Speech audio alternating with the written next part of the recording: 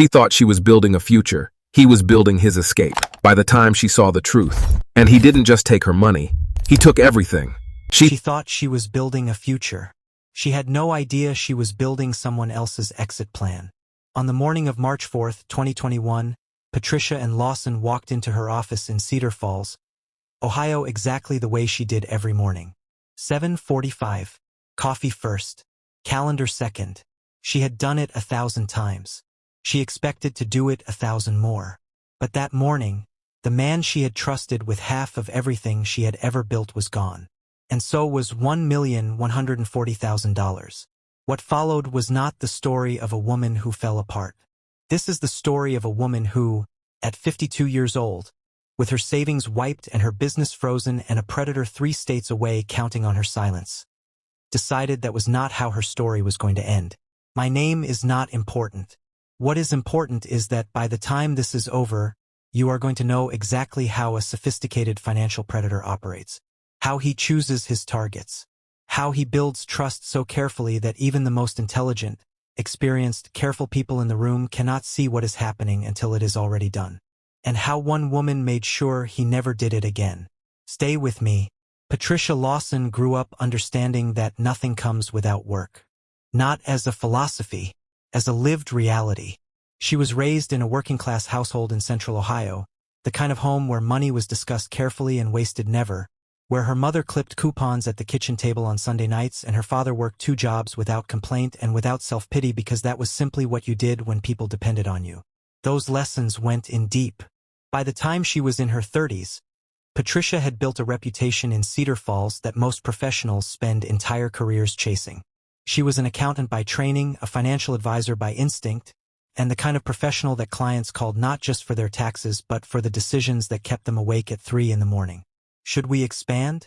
Should we sell? Should we take on this partner, this loan, this risk? People trusted Patricia Lawson with the things that mattered most. And Patricia, who understood better than anyone what it cost to build something, protected that trust the way other people protect their children. By her late 40s, after raising 2 kids largely alone following a quiet divorce, she had saved enough to take the step she had been planning for over a decade. She was going to open her own financial consulting firm, boutique, focused on mid-sized family businesses across central Ohio. She incorporated in the fall of 2018. She called it Lawson and Associates. The office was modest. The ambitions were not. She had everything she needed, except one thing. The regional business networking event in Columbus in November 2018 was exactly the kind of room Patricia normally found draining. 50 people performing confidence. Business cards as currency. Conversations that were really auditions. She was standing near the coffee station, calculating how soon she could leave, when she noticed the man near the back wall. He wasn't working the room. He wasn't performing anything.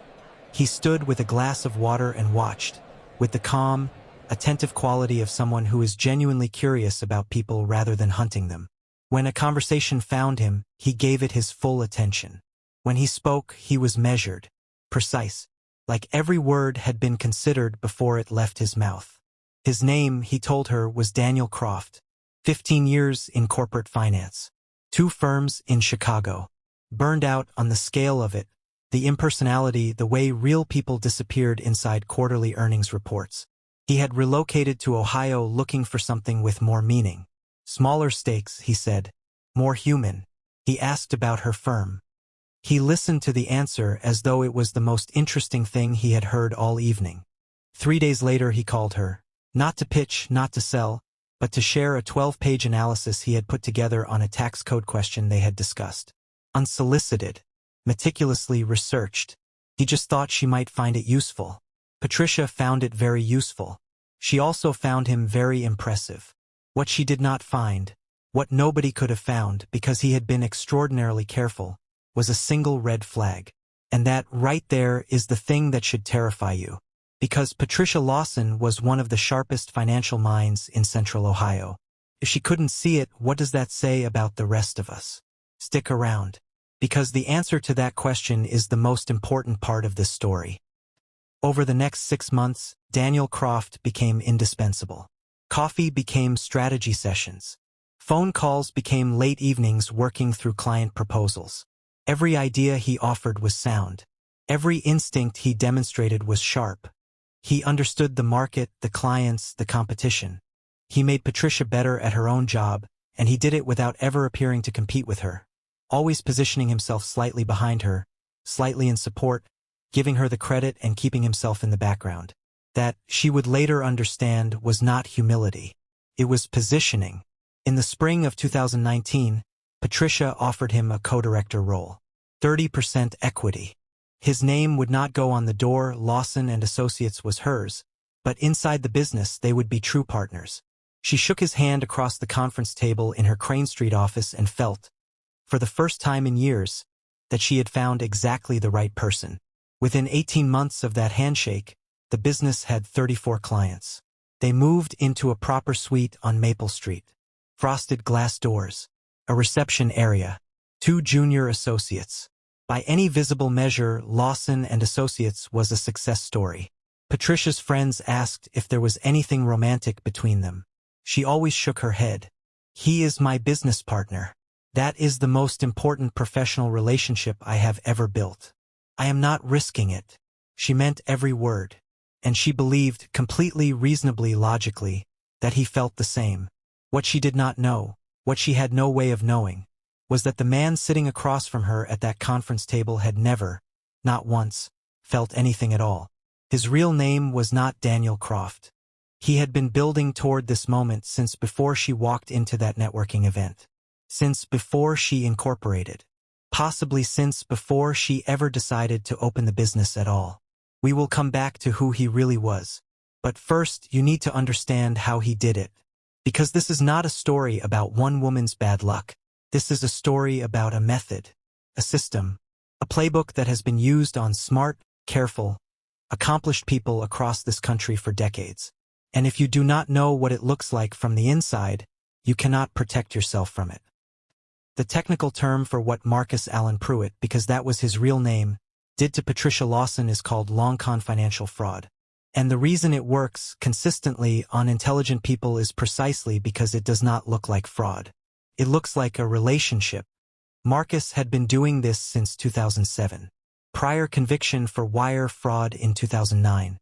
Prior conviction for securities fraud in 2014, which had netted him a 4-year federal sentence at a minimum security facility in Kentucky.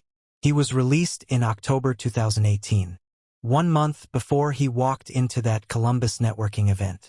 He had spent those 4 years in federal custody the way some men spend graduate school, studying, refining his method, identifying where previous versions of his scheme had left traces and eliminating them, building the next identity before the cell door opened. He chose Patricia specifically. She was not a random target. She was selected because her reputation preceded her, which meant that any business he associated himself with through her would carry her credibility by default. He didn't just steal her money. He used her good name as the instrument of access. Over the course of 2 years, he expanded his administrative access to every financial account connected to Lawson and Associates with surgical patients.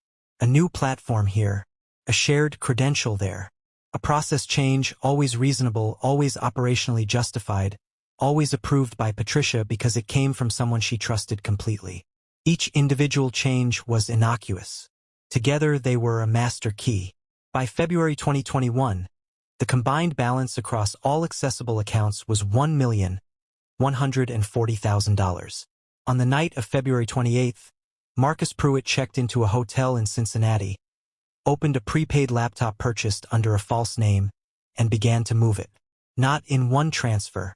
In a series of smaller ones, carefully sized to avoid triggering automatic fraud detection, executed over 4 consecutive days while Patricia sat at her desk in Cedar Falls attending meetings and answering emails and trusting the man whose phone, by the time she reached for it, was already disconnected. The final transfer cleared just after midnight on March 3rd. He closed the laptop, checked out of the hotel, and drove southwest toward Arizona, where a furnished apartment was waiting under yet another name, paid 3 months in advance in cash. He had done this before. He knew how long it took for the paperwork to catch up. He had always been gone before it arrived. He had never, in all his careful calculations, accounted for Patricia Lawson. She arrived at the office on March 4th at 7:45, made coffee, reviewed the calendar, noticed Daniel had not arrived, sent a text at 9, called at 10:30, voicemail, handled the 11 o'clock client meeting alone without alarming anyone, left another message at noon, told herself there was a reasonable explanation. By 3 in the afternoon, the silence had a weight she could feel in her chest. She called again. 2 rings. Then a message she had never heard before. The number you have dialed is no longer in service. She sat very still. Then she opened the financial management platform.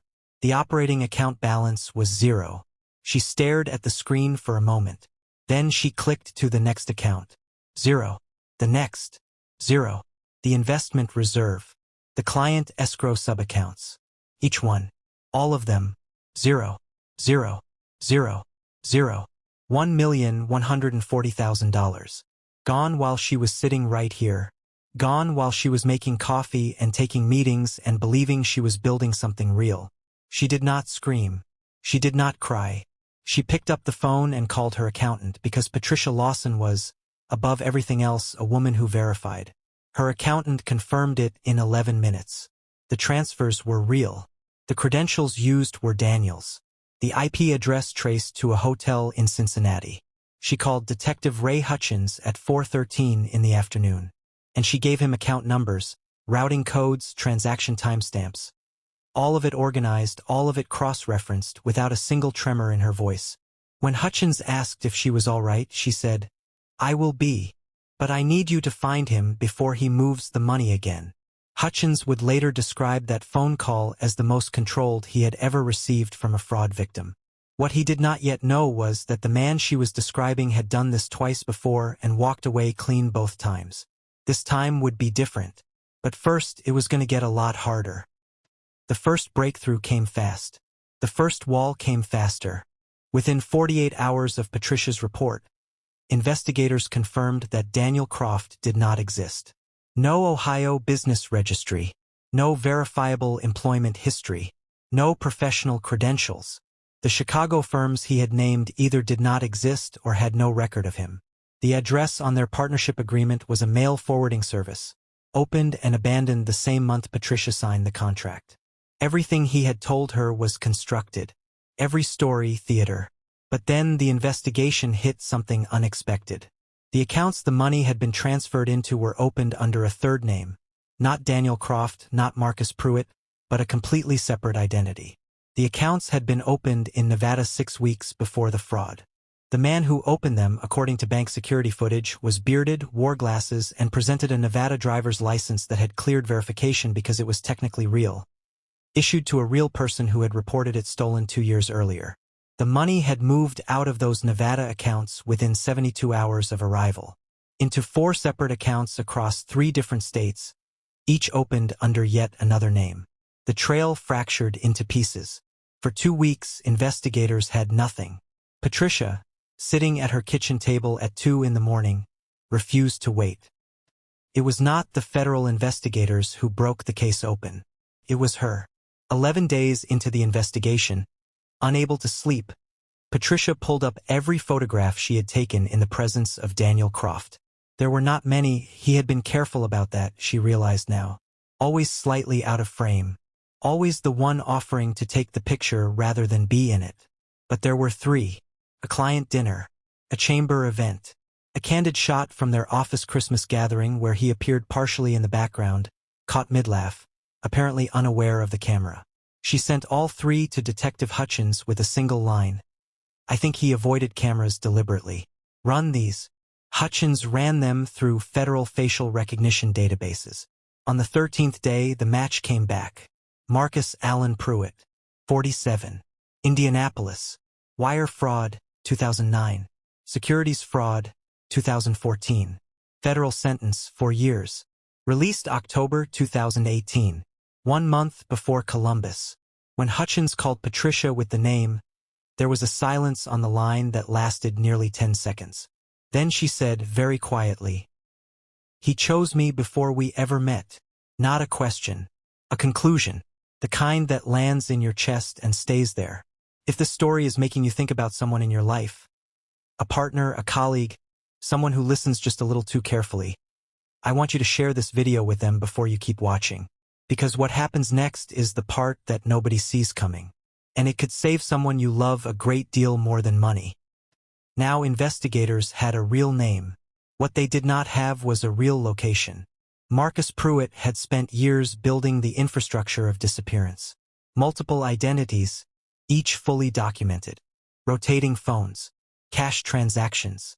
A pattern of behavior specifically designed to create enough distance between each version of himself that even knowing one name didn't mean knowing where he was.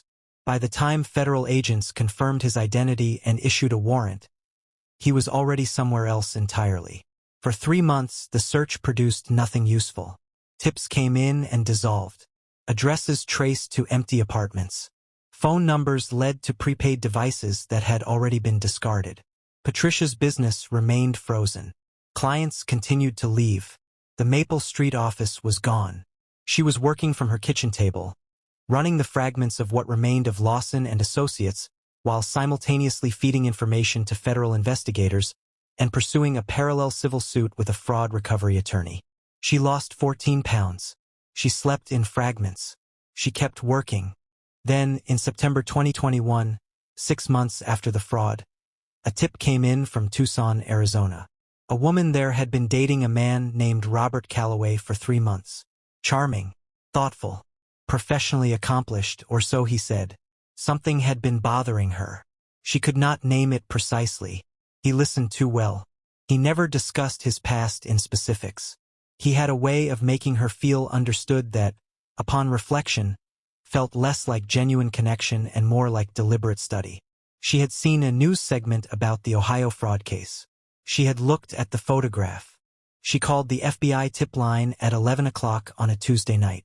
Federal agents moved fast, but not fast enough. By the time they reached the Tucson address, the apartment was empty. He had been gone for at least 48 hours. The car registered to Robert Calloway was found abandoned at a bus station 12 miles away. No note, no forwarding address, no indication of direction. For the second time in 6 months, the trail went cold. Patricia's attorney called her that evening to deliver the news carefully. Asset recovery in cases like this, he said, was unpredictable. Federal investigations of this complexity could take years. She should prepare herself for the possibility that some of the money might never be recovered. That night, Patricia sat in her car in her own driveway for an hour. She did not go inside. She sat in the dark and thought about what giving up would actually mean. Not for her finances, not for the business. For him, giving up would mean he won. It would mean that everything she had built, 20 years of reputation, of relationships, of showing up and doing the work, was worth less than his willingness to wait her out. She decided that was not the story she was going to tell about her life. She went inside, made coffee, went back to work. The bus station security camera in Mesa, Arizona captured him 11 days after the Tucson apartment went empty. He was sitting in the third row of a Greyhound that had made a scheduled stop, holding a paperback novel, a cup of coffee in his other hand. Quiet, unhurried. The practiced calm of a man who had been invisible for so long he had stopped worrying about being seen. A Mesa Transit officer who had received the federal alert that morning and happened to be running a routine check of the terminal looked up from his phone. He recognized the face. He called it in. He did not approach. He waited. Marcus Allen Pruitt was taken into custody at 2:47 in the afternoon. He did not run. He did not speak. He looked, by every account, like a man who had always known this moment was coming and had spent 2 years simply trying to postpone it. He was extradited to Ohio within the week. Patricia was at her kitchen table when her attorney called. She put the phone down, sat for a moment. Then she straightened up, opened her laptop and kept working. She had one more thing left to do. The federal charges were filed in January 2022. Wire fraud, identity theft, breach of fiduciary duty. Potential sentence of up to 30 years. Patricia drove 2.5 hours to attend the arraignment. She sat in the gallery, second row, and watched Marcus Allen Pruitt walk into that courtroom in a gray prison-issue jumpsuit. Thinner than she remembered, The confidence suppressed behind a practiced blankness she now recognized as the same expression she had watched him use at that networking event in Columbus. The face of a man performing whatever the room required. His eyes scanned the gallery. They found her. 2 seconds. She did not look away. He did. The trial lasted 9 days. Patricia testified for 3 hours and 40 minutes. Her attorney later said it was the most effective victim testimony he had witnessed in 20 years of practice. Not because she was emotional, but because she was not. She walked the jury through every transaction, every credential she had failed to verify, every moment in retrospect where a different question might have changed everything. She delivered all of it without self-pity, without performance, without once asking for sympathy. When the prosecution asked her to describe the impact, she paused. Then she said, "He did not just take my money. He took 2 years of my life I cannot recover. He used my reputation, the thing I worked hardest to protect, as the instrument of his crime. People trusted him because they trusted me. That is the part one will carry the longest." The courtroom was quiet when she finished. The jury deliberated for less than 4 hours. Guilty on all counts. Marcus Allen Pruitt was sentenced to 22 years in federal prison. Full restitution ordered. Every dollar with interest. But Patricia Lawson was not finished. In the weeks following sentencing, she sat at her kitchen table and wrote. Not a memoir, not a complaint, a document, methodical, precise, clinical. Every warning sign she had missed and why it had not read as a warning sign at the time. Every tactic Marcus had used, the careful listening, the researched follow-up, the gradual expansion of access, the deliberate avoidance of cameras. The way he had used her reputation as the front door to her own accounts. She sent it to the Ohio Secretary of State's office, to the Regional Chamber of Commerce, to a reporter at the Columbus Dispatch who had covered white-collar crime for a decade. The story ran on a Sunday. By Monday afternoon, it had been picked up by the Associated Press. By Wednesday, it was national news, not as a crime story, as a warning, as a practical, detailed guide to what financial predators look like, not in parking lots, but in conference rooms, not targeting the careless, but the careful, the credentialed, the women who had worked too hard and built too much to imagine someone spending 2 years dismantling it from the inside. Patricia did 3 television interviews, 2 business conferences. She testified before an Ohio legislative subcommittee that used her documentation to draft new verification guidelines for professional partnerships. Guidelines that, had they existed in 2018, might have stopped Marcus Pruitt before he ever sat down across a table from anyone. She did not call herself a victim at any of these appearances. She called herself someone who had learned something the hard way and intended to make it harder for the next person like him. As of today, Lawson and Associates is open. 11 clients, a junior associate, a modest office on the east side of Cedar Falls, smaller than Maple Street, steadier than anything she built with Daniel Croft. Patricia still arrives at 7:45 every morning, still makes the coffee herself, still believes in handshakes and hard work and the fundamental honesty of a balanced ledger. But every new professional relationship now begins the same way. She verifies credentials herself, not the references a candidate provides, but through her own independent research. She runs background checks. She keeps administrator access on a separate system that no partner can touch. She reads every authorization before she signs it, no matter how routine it appears, no matter how much she trusts the person asking. Not out of fear, out of knowledge. There is a difference. Fear would have closed the business. Knowledge kept it open. The man who tried to erase Patricia Lawson is in a federal corrections facility outside Columbus. He will be there until he is nearly 70 years old. Every identity he constructed, every name he used, every version of himself he performed in hotel rooms and furnished apartments and bus terminals, gone. What remains is a man in a jumpsuit with his real name finally attached to him. The woman he tried to destroy is building something. Again. And this time, nobody is going to take it from her. Here is the question I want you to sit with tonight. If you had been Patricia, if someone had spent 2 years earning your trust, showing up, doing the work, saying all the right things, do you honestly believe you would have spotted him? Because the answer, for most of us, is probably no. And that is not a flaw. That is exactly what people like Marcus Pruitt count on. They do not target the careless. They target the careful, the trusting, the people who have worked hard enough to have something worth taking. The only protection is knowledge. Knowing what it looks like. Knowing how it builds. Knowing that the most dangerous person in any room is not the one who seems suspicious. It is the one who seems perfect. Leave your answer in the comments. Tell me, have you ever trusted someone completely in a professional relationship? Did your gut ever whisper something your logic talked you out of? I read every comment on this channel, and some of the most important conversations we have happened right there. If the story hit you somewhere real, if it made you look at someone differently, if it made you want to pick up the phone and check on someone, share it. Put it in front of someone who needs to hear it before they need to learn it the hard way.